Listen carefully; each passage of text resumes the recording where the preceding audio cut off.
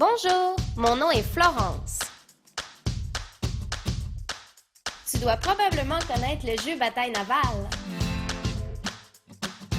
C'est bien ce que je pensais. Jouons-y ensemble. Tu veux bien? Alors voici mon jeu. Es-tu capable d'attaquer ce bateau?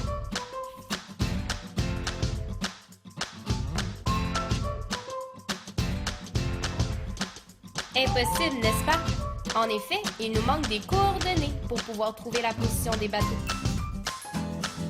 Aujourd'hui, nous verrons donc le plan cartésien. Le plan cartésien comporte 4 cadrans, mais aujourd'hui, nous ne nous attarderons que sur le premier cadran.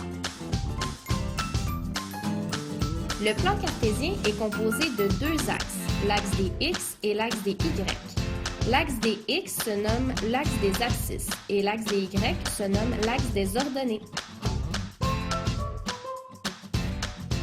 Sur chacun de ces axes du premier cadran se trouve une graduation allant de 0 à l'infini. Ces chiffres nous permettent de placer un point selon une donnée sur l'axe des X et une donnée sur l'axe des Y. Cette combinaison va créer une coordonnée XY, comme nous l'avons vu tantôt. C'est ce qui nous manquait pour jouer. Donc, si j'ai un point placé à cet endroit, ma coordonnée sera 3 en X et 4 en Y, et elle s'écrira de cette façon.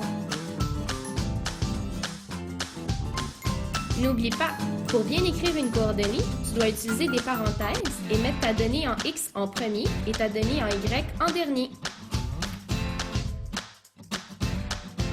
Aussi, si le point est placé à cet endroit, c'est-à-dire sur l'abscisse et sur l'ordonnée, on l'appellera l'origine et nous l'écrirons de cette façon.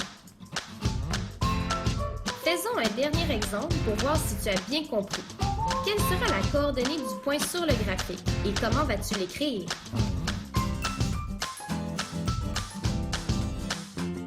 Bravo! La réponse est bien 3 à la position du X et 2 à la position du Y. J'espère que tu as maintenant une meilleure idée des différentes notions du plan cartésien. Au revoir!